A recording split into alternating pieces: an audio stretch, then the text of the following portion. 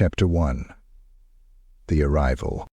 Claire Dorsey drove into Brookhaven with one hand on the wheel and the other curled around a gas station coffee she hadn't wanted but bought anyway, just for something warm to hold. Eli was asleep in the passenger seat, headphones jammed over his ears, mouth slightly open, his legs too long now to sit the way he used to. She kept sneaking glances at him, trying to remember when he'd gone from chubby-cheeked to this tall, half-grown stranger with the sharp jawline of his father. The house was a squat, two-story colonial just past the last set of blinking yellow lights. It had green shutters and gray siding that peeled in spots like a sunburn. The gravel drive cracked under the tires as she pulled in. The air smelled like pine and old leaves, the kind of scent that made her think of Halloween and wood smoke, maybe even second chances if you were stupid or desperate enough. Claire stepped out and stretched. Eli didn't move. The dog, Jasper, barked once from his crate in the back seat, then went quiet. He'd been moody since the move started. Maybe he could sense the grief riding shotgun. Dogs are good at that.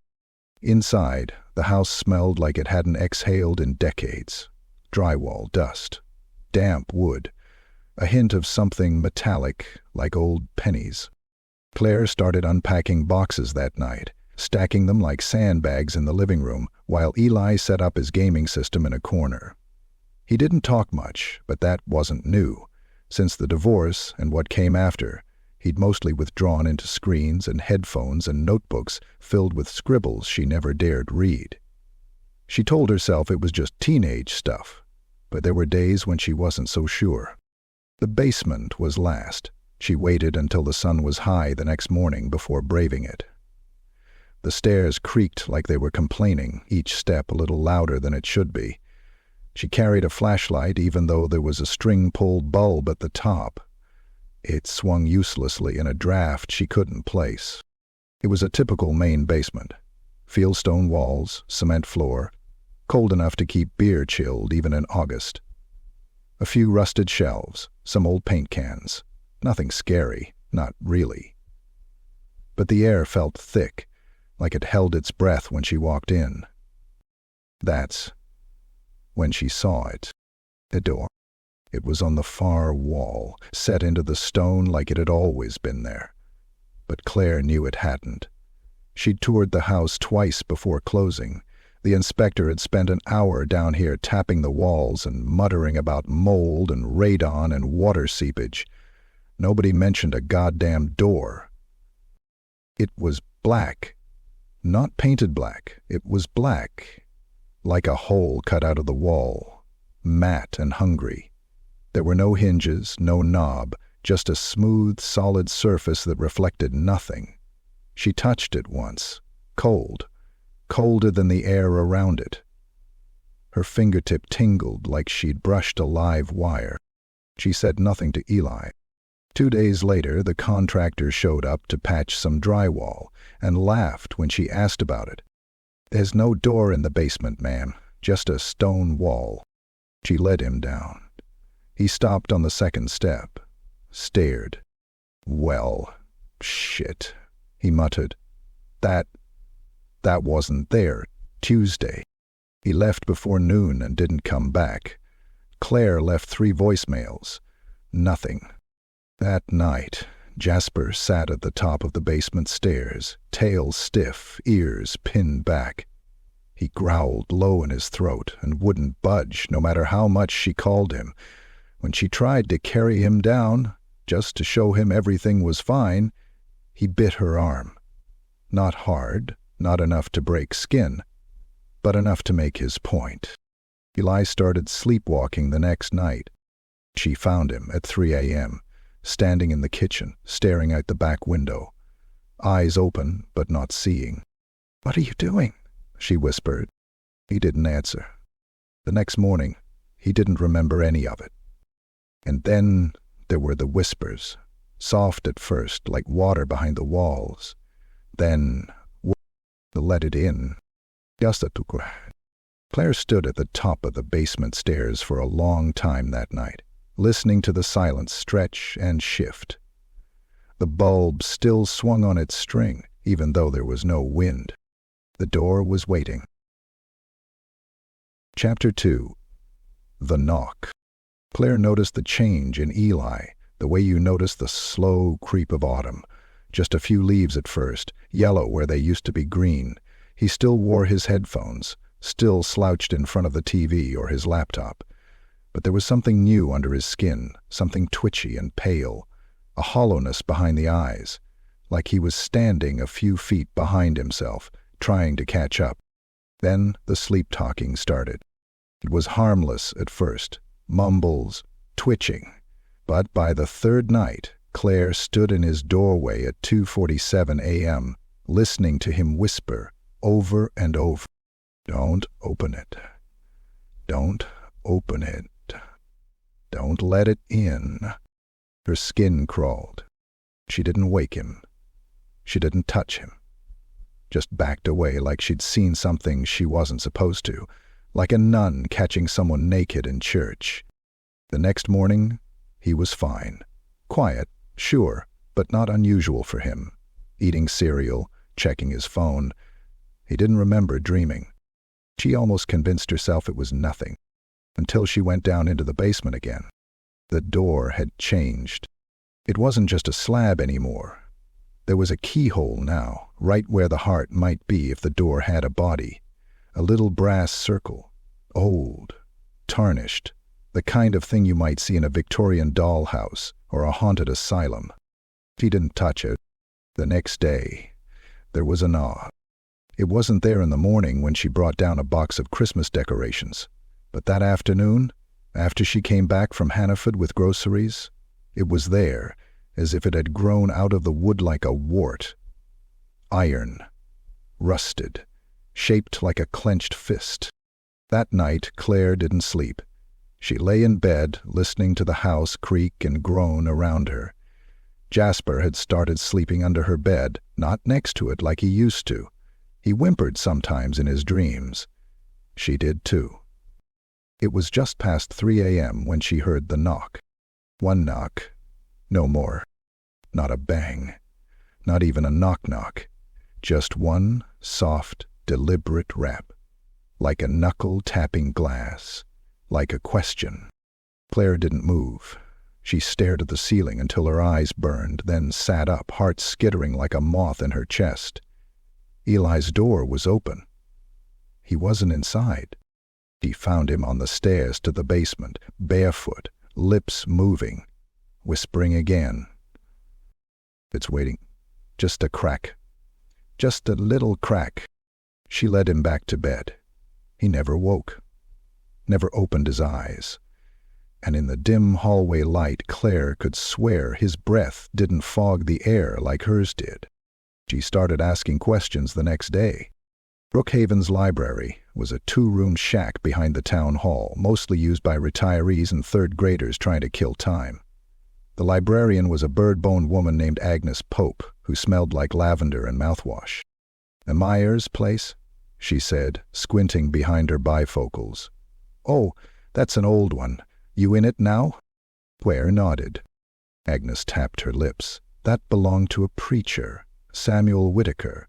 Came up from Arkansas, I think. Or maybe Georgia. Quiet man. Wrote a lot of sermons nobody ever heard. One day in '56 he just disappeared. Left food on the table. Dog tied in the yard. Folks figured he ran off." "Anyone lived there after him?" Aisha frowned. "Must have. But I can't recall names. Funny, isn't it? Usually I remember everything." Claire didn't think it was funny at all. That night, she dreamed of the hallway. Again, black. Endless. Carpeted in ash. The sobbing came from ahead, down the corridor. Or behind her. Or maybe inside her. It was a child's sob. Wet, low, hopeless. She walked toward it, barefoot, her skin peeling on the floor. There were doors on either side. Black ones.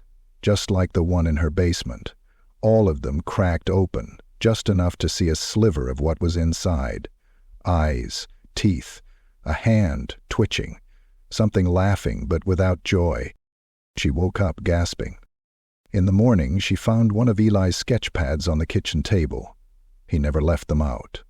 He drew like most people bled, when he had to, and only in private. She flipped it open. Page after page of the same thing. The door. Black, heavy, looming, open. Inside was always the same figure, long limbs, hunched, with eyes like pits of tar and a smile made of too many teeth. The last drawing showed the figure standing next to Eli, holding his hand, both of them smiling. Claire closed the pad. The door waited. Chapter 3. The Openings. Claire didn't see the door open. She only knew it had. She came down into the basement that morning with a laundry basket hugged to her chest and stopped halfway across the cement floor. The air was different, thicker, like walking into a room where someone had been smoking, but there was no smoke, just the sense of something used and stale hanging in the air. The door stood half an inch ajar. Not much, just a hairline crack, but it wasn't supposed to open. It had no key, no hinge. It had just been. Now it was doing. A smell bled out of the gap, sweet and rotten, like flowers left too long in water. Claire felt the weight of it on her chest, like something pressing gently, experimentally, to see what she could take. Jasper whined upstairs, clawing the floor above her head. She couldn't move. She stared at that crack, and her vision narrowed, like the door was pulling her in through that sliver of black. And then she blinked. The door was shut. She dropped the basket and ran. That night, something moved through the house. She heard it around 2:00 a.m., not footsteps exactly, more like a dragging whisper across the hardwood. She got out of bed with a hammer in her hand, tiptoed past Eli's door. His room was empty. His blankets lay folded back like someone had just gotten up to pee, or maybe never came back from wherever they'd gone the night before. Claire searched the house. Living room, dark. Kitchen, colder than it should have been. The back door was locked, so was the front. Then she saw the shadow. It slid across the hallway, long and thin, faster than her eyes could track. Not human. Not an animal. Just wrong. The way a dream feels when it turns. It vanished through the floorboards. Claire didn't scream. She sat on the couch, hammer in her lap, until morning. The first death happened that day. Mrs. Keegan, the widow who lived across the road in the old farmhouse with too many wind chimes and too many cats, was found on her porch swing. Except it wasn't a swing anymore. The chain had snapped, and the body was sprawled in a slump that didn't look accidental. Her mouth was open in a scream. Her eyes were pools of ink. 2 paramedics puked in the bushes. The third one crossed himself and muttered something about the devil. The police blamed coyotes. Claire blamed the door. She didn't go to the funeral. She didn't send flowers. That night, she went into the attic. She didn't know why. Maybe it was instinct. Maybe it was the whisper she kept hearing in her dreams, up, up, up, like a chant, or a child on a swing asking to go higher. She climbed the pull-down ladder and almost backed out when the stench hit her. Mice, sure, old insulation, but underneath that, something dead, and older than mice. She pulled out boxes, Christmas stuff, baby clothes she couldn't throw away, a box labeled GREG, work files that she shoved aside without looking. In the far corner, behind the rotted remains of a rocking horse, she found it. A leather-bound journal wrapped in cloth. The cloth was sticky with old blood.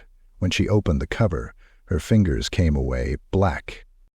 Reverend Samuel Whitaker was written in looping script. The first few pages were sermon notes. God this, judgment that.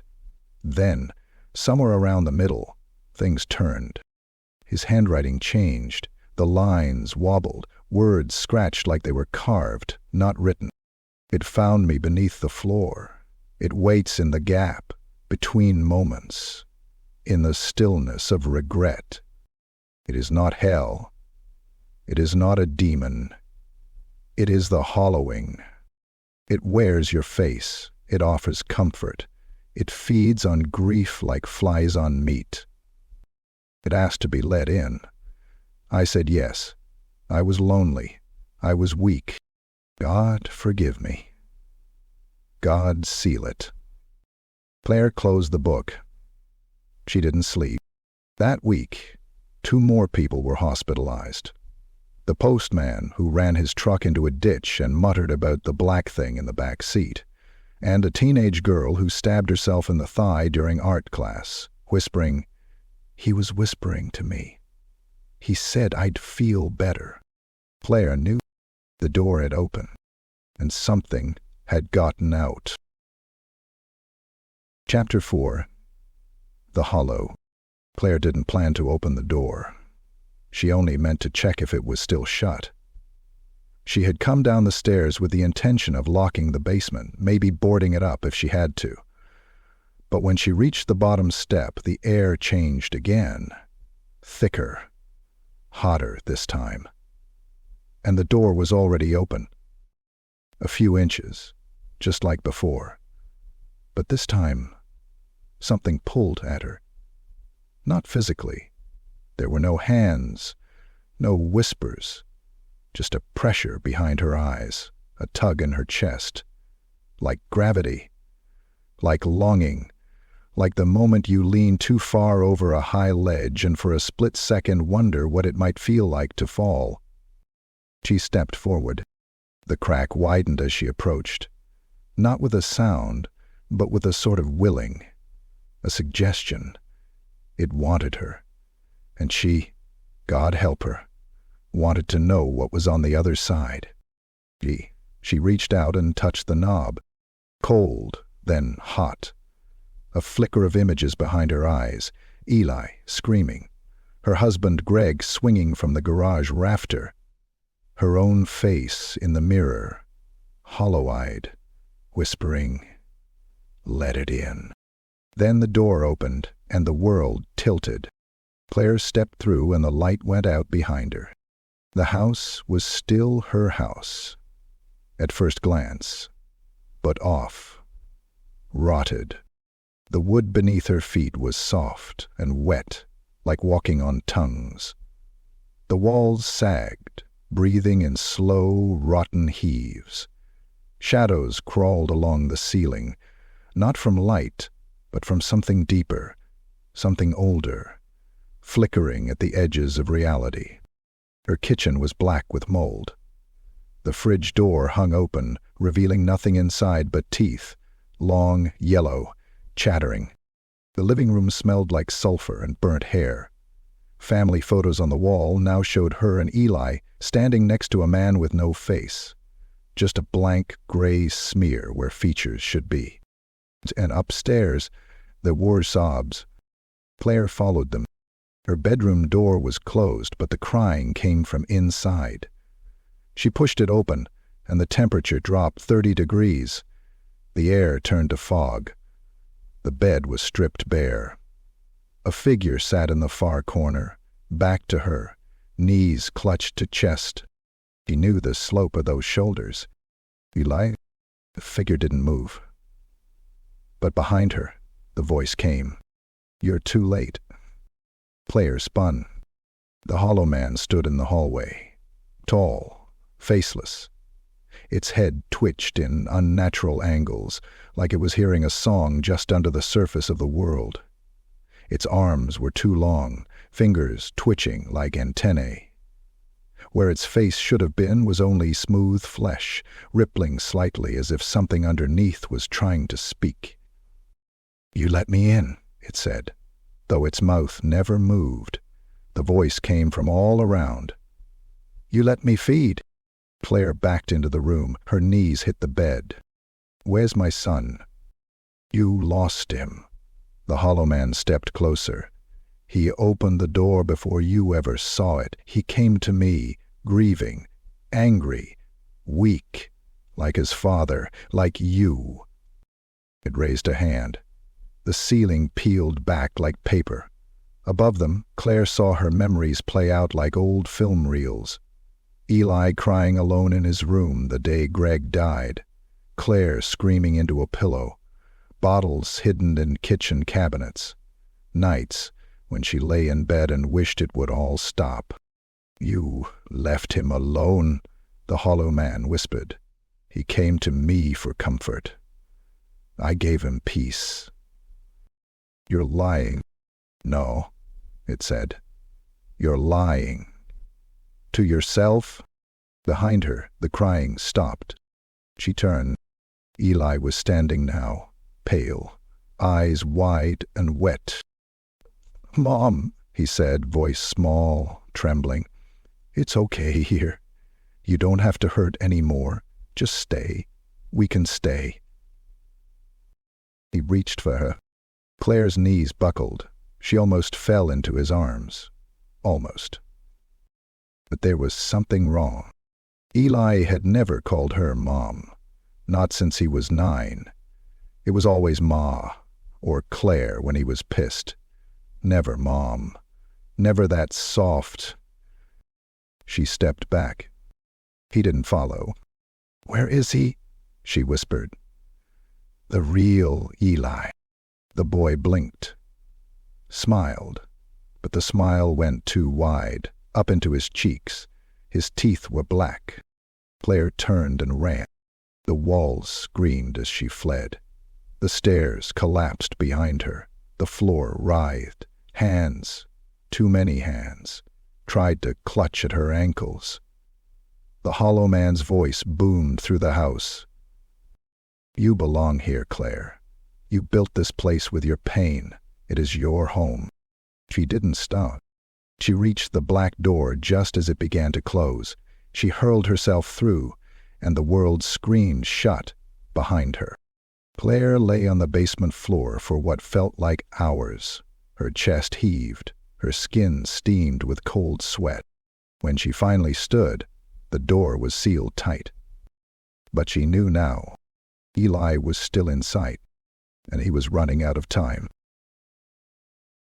Chapter 5. The Return. The house was darker the second time. Not visually, it looked the same as before. The same warped boards, the same breathing walls. But the feeling was heavier, slower, like the place knew she was back for good. Claire stepped across the threshold and the door slammed shut behind her with a wet thud. No echo, no sound beyond that. Even her breathing felt muffled, like cotton had been stuffed in her ears. Her flashlight died as soon as she clicked it on. Sybil had to change that to thought. But she could see. Somehow. The house lit itself in pulses, like it was alive, and it had a heartbeat. The hollow man was waiting at the top of the stairs. "You came back," it said. Claire didn't answer. She didn't have to. It already knew. Her grief had called it, but now her rage brought her back. "You could stay," it said. "You don't have to feel any of it anymore. I can give him back to you. Before the sadness, before the suicide, before the cracks in the walls and the ones in your heart." Richards tilted its head, slow as dripping oil. "I can give you your family again." The living room shifted, and Greg was sitting on the couch, young again, smiling, alive. Eli was 8, laughing in his lap. Jasper barked, chasing a tennis ball down the hall. Claire stood behind them, apron on, cheeks flushed from cooking something warm and complicated. "A normal life to me." The hollow man gestured to the scene like a magician taking a bow. "All this?" "Yours. Just say yes. Let the door stay open. You can stay here. Always." Claire stared at the vision. Then she took a deep breath and said no. The walls screamed. The living room bled away, melting like wax under heat. Greg's face sagged into gray meat. Eli turned to ash mid-laugh. Jasper howled once, and then silence. The hollow man lunged, but Claire stood her ground. "I don't want to lie," she said. "I'll take the pain, the regret, the goddamn hole in my life, but it's mine. You don't get it. You let me in," it hissed. "You always have." She stepped toward it. "Then I'm shutting you out." From behind her, a voice said, "Wait." Ellie, the real one. He looked thin, worn out, like he hadn't eaten in weeks. His skin was pale and tight, but his eyes, they were still his. Not the hollow man's imitations, not the fake smiles from the photos. These were his eyes, tired but clear. "I opened it first," he said quietly. I thought it would stop hurting. After Dad, after everything, I just wanted it to stop. I'm sorry." Tears welled up in Claire's eyes, but she didn't move. "The door can only be sealed from the inside," Eli said. "I read it in the preacher's book. The door is a wound. It has to be closed from within." "No," she said. "No. I came back to bring you out. You're coming home." Eli smiled. "I am. But not with you. Not this time." The hollow man howled and lunged, arms stretching like shadows. But Eli stepped forward and the thing stopped, shivering in place, like it couldn't touch him. Like it knew. Eli turned to Claire, and in that one moment he wasn't a boy anymore, he was something more. Older, stronger. Like grief had aged him, tempered him. Like he'd grown up inside the dark and learned how to fight it. "I love you, Mom," he said. Then he turned and walked into the black. The hollow man screamed. The door slammed shut. Claire woke on the basement floor, gasping. The cement was cold against her back. Her cheek was wet with tears or sweat, she wasn't sure. Maybe both. Her fingers dug into the earth like she'd been clawing to stay in place. She looked up. The wall where the door had been was just wall. Smooth, gray, unbroken. No knob, no keyhole, no trace. Gone. She stumbled up the stairs. The house felt different. Still old, still creaky, still full of ghosts in the wallpaper, but lighter, like the air had been scrubbed clean. The tension, the ache of dread, it was gone. Not erased, but lifted. Outside, the sun had come up. The wind smelled like pine and something sharp. Hope, maybe, or something close to it. An hour later, Jasper scratched at the back door, tail wagging like nothing had ever happened. Claire dropped to her knees and hugged him until he wriggled free. That night, she started writing again. Not for a magazine. Not a blog. Just for herself. She wrote everything. The door, the whispers, Eli. When she closed the notebook, her hand brushed something on the last page. One final line. She hadn't written it. You let it in once. It only needs once. Claire closed the book, locked it in the desk drawer, and walked upstairs, never looking back.